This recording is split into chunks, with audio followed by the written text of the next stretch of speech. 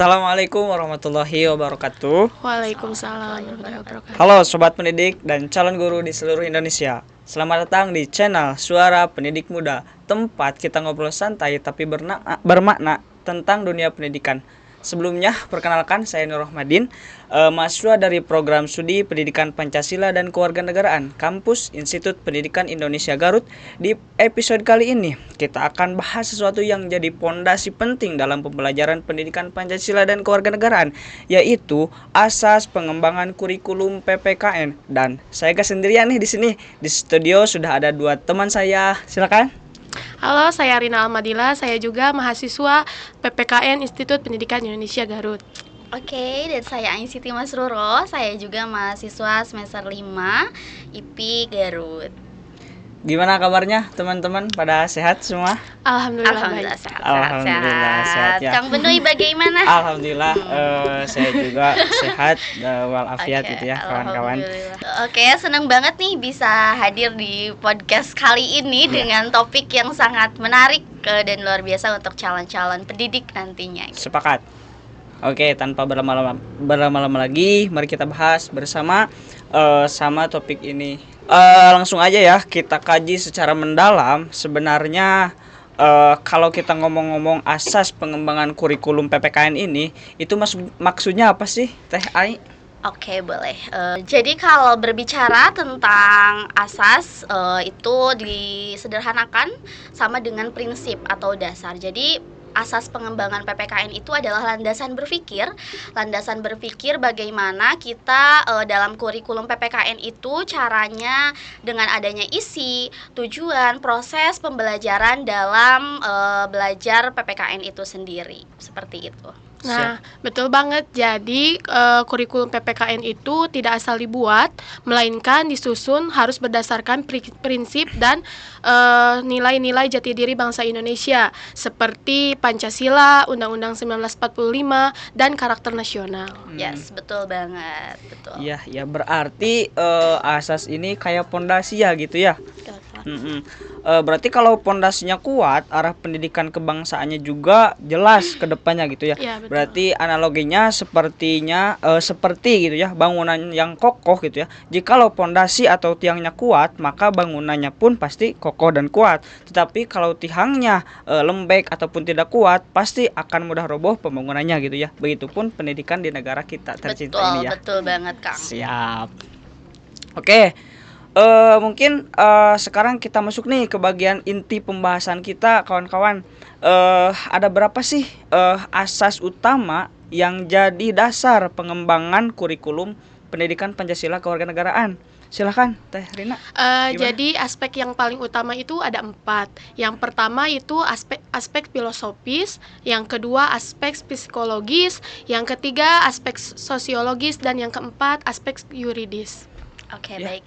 Tadi kan sudah dikatakan ya Yeah. sama Teh Rina bahwasannya di sana ada aspek filosofis. Kenapa ada aspek filosofis? Jadi dalam pengembangan kurikulum PPKN itu harus adanya aspek atau asas aspek filosofis. Karena di sana filosofis itu diambil dari sumber atau berdasarkan sumber filsafat bangsa. Yang di sana ada Pancasila. Jadi pengembangan kurikulum PPKN itu harus mencerminkan nilai-nilai Pancasila yang ada di sana, seperti gotong royong atau jati diri bangsa itu harus dilihatkan gitu ya dalam kurikulum PPKN itu tersebut. Jadi yang untuk yang kedua itu ada asas psikologis. Jadi asas psikologis ini berhubungan dengan perkembangan peserta didik, di mana dalam penyusunan kurikulum PPKN itu harus dibuat dan disusun berdasarkan umur atau berdasarkan kemampuan siswa. Misalnya kalau anak SD itu kita diajarkan untuk mengenal simbol-simbol negara.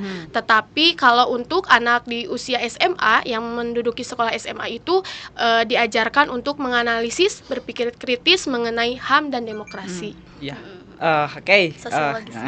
Berarti guru juga ataupun kita sebagai calon guru mungkin ya harus paham gitu ya perkembangan psikologis siswanya gitu ya. Betul. Jadi biar pembelajarannya pun nyambung gitu kan. Mm-mm. Jikalau mungkin kita sebagai calon guru ataupun guru tidak memahami terkait keadaan siswa gitu ya, maka dipastikan proses kegiatan belajar mengajarnya pasti akan susah gitu. Betul. Gitu mungkin ya. Iya. Nah, kan ada juga tuh asas sosiologis. Ya. Nyambung ya. Kalau asas sosiologis itu asas ini itu harus relevan dengan kehidupan masyarakat. Contohnya tadi kan ada di falsafah filosofis adanya gotong royong. Nah, bagaimana nilai-nilai gotong royong itu dicerminkan kepada siswa di lingkungan atau masyarakat sekitar seperti itu. Ya, betul banget, sangat setuju Teh Ai. Dan yang terakhir yaitu ada asas yuridis. Jadi asas yuridis ini berarti dalam penyusunan kurikulum PPKN itu harus berdasarkan hukum dan peraturan yang berlaku. Seperti dalam Undang-Undang Nomor 20 Tahun 2003 tentang Sistem Pendidikan Nasional dan dari Kemendikbudristek. Berarti lengkap sudah ya. Jadi ada 4 asas gitu ya yang harus dimiliki oleh setiap proses pendidikan pengembangan kurikulum PPKN khususnya gitu. Yakni yang tadi yang pertama filosofis, terus psikologis, sosiologis dan yuridis. Jadi semuanya saling berkaitan berarti Betul. dan memperkuat satu sama lain gitu ya. Betul. Ya, jadi kita tuh sudah mengkaji nih 4 asas-asas keterkaitan tersebut, pembahasan terkait asas pengembangan kurikulum PPKN gitu ya. Nah, mungkin sekarang pertanyaannya, kenapa sih gitu penting banget guru atau calon pendidik memahami asas pengembangan kurikulum PPKN ini? Silakan Teh Ai, gimana nih? Oke, kenapa ya guru harus memahami betul gitu kan pengembangan kurikulum PPKN? Karena kan ini nih, guru itu tokoh utamanya gitulah katakan dalam pengembangan kurikulum. Jadi kalau misalnya guru sudah memahami asas tersebut, maka setiap pembelajaran yang diberikan kepada siswa, guru itu tidak hanya memberikan teorinya saja, tetapi juga memberikan nilai-nilai atau karakter atau bahkan moral yang akan menjadi ciri khas dari pembelajaran PPKN itu sendiri, seperti itu. Nah, betul banget. Jadi apabila guru sudah memahami asasnya, jadi mereka akan berinovasi dan menyesuaikan media dan metode pembelajaran sesuai dengan kebutuhan peserta didik. Bisa dengan misalnya contoh kasus di lingkungan sekitar atau dengan menganalisis isu sosial yang relevan gitu. Betul. Ya, jadi mungkin guru itu enggak cuman menyampaikan soal material saja gitu ya, teori-teori saja kan kebanyakan seperti itu. Jadi gini loh Kang, banyak guru tuh kenapa siswa itu merasa bosan dengan pembelajaran PPKN sering terjadi kan? Sering kita dengar juga gitu ya. Karena kan yang mungkin saja ini mah ya kemungkinan besarnya karena si gurunya tersebut itu menyampaikannya hanya teori saja, jadi tidak relevan dengan kehidupan sehari-hari. Merasanya gak penting gitu loh, merasanya siswa itu gak penting belajar PPKN seperti itu. Jadi bisa dikatakan juga pembelajaran juga kadang-kadang monoton juga gitu ya terkait pelajaran PPKN ini. Betul sekali. Terus jadi juga banyak juga mengatakan bahwasanya PPKN ini tidak banyak peminatnya gitu karena kan hal yang tadi tersebut yang tadi terjadi tersebut gitu dianggap tidak penting dan dianggap remeh gitu kan. Padahal pendidikan PKN ini juga kan sangatlah penting gitu ya sebagai kita dasar warga negara Indonesia gitu. Jadi pendidikan PKN ini sangatlah relevan gitulah untuk kita pelajari, untuk kita kaji, untuk kita bahas dalam khususnya gitu di zaman sekarang gitu ya. Sangat relevan banget gitu. Setuju banget Kang. Betul ya? Iya, setuju. Nah, gitu mungkin. Jadi intinya kita harus selalu mengamalkan juga mempelajari pengembangan kurikulum PPKN gitu ya. Dari zaman ke zaman kita juga harus mengikuti alurnya juga. Betul ya? Iya, betul, sangat setuju. Betul banget juga Kang. Kenapa tuh kan sekarang banyak perubahan kurikulum. Setiap tahunnya tuh pasti aja ada yang berubah, betul kan? Nah, itu mungkin salah satu bentuk juga untuk mengikuti salah satu bentuk mengikuti zamannya. Kurikulum PPKN itu itu mengikuti zamannya. Karena kalau misalkan sekarang sudah 2025 dan masih belajar dengan kurikulum kurtilas misalnya, itu kan udah ketinggalan jauh banget gitu kan. Makanya kita juga sebagai calon pendidik mungkin ya, dan untuk pendidik-pendidik di luar sana yang sudah mendidik harus benar-benar mengikuti perkembangan zaman untuk siswanya, jangan hanya terpaku pada teori-teori dari kurikulum tersebut. Jadi harus upgrade Yes, dan juga up to betul date mungkin ya. sekali. Berarti ini kuncinya ada di guru ya? Iya, betul. Karena kan tadi sudah dikatakan bahwa guru itu tokoh utamanya ya dalam hal Sepakat. tersebut. Jadi guru itu harus betul-betul, khususnya ini guru-guru PPKN ya, Iya. atau bahkan calon-calon guru PPKN harus betul-betul memahami asas-asas pendidikan itu supaya tidak salah tidak salah kaprah lah ke depannya, bahwasanya PPKN itu tidak diremehkan atau tidak merasa tidak dipedulikan dan tidak penting untuk dipelajari gitu kan, bahwasanya PPKN juga penting untuk dipelajari dan itu sangat berguna sih untuk kehidupan sehari-hari, betul Iya, gak sih? betul, Kita tuh betul. sering tidak menyadari bahwasanya di kehidupan sehari-hari juga kita melakukan teori-teori PPKN, tapi secara sederhananya seperti itu. Gitu sih, Kang. Jadi secara tidak langsung juga kita sudah mengamalkan Iya, gitu ya. betul. Terkait betul sekali. bisa dikatakan nilai-nilai Pancasila yang 5 itu ya kan, Iya. yang ketuhanan yang Maha Esa, Betul. sila pertama, terus kedua Kemanusiaan yang adil dan ada, beradab. yang ketiga persatuan Indonesia, yang keempat kerakyatan yang dipimpin Oke. oleh hikmah, kebijaksanaan dalam permusyawaratan perwakilan, dan yang keadilan kelima sosial. keadilan sosial bagi seluruh rakyat Indonesia. Nah, pada dasarnya Pancasila itu menjadi Dasar. dasar asas kehidupan awal kita gitu di negara kita juga Betul. gitu.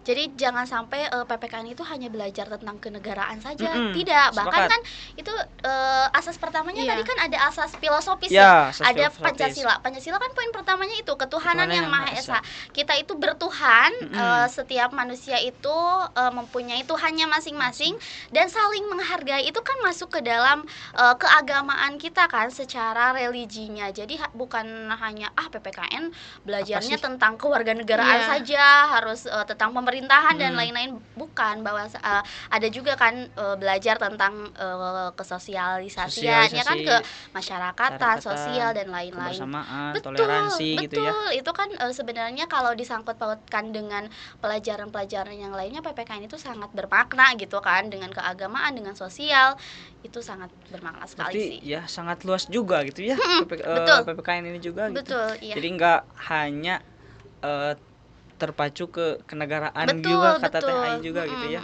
Jadi sangat luas Rata-rata kan pembahasannya gitu. rata-rata kan kalau orang awam di sana kan, Neng kuliahnya jurusan apa? Nah, itu gitu. PPKN Bu, PPKN Pak. Oh, ini ya membahas tentang kenegaraan. Iya. Nah, jadi kan enggak juga ya.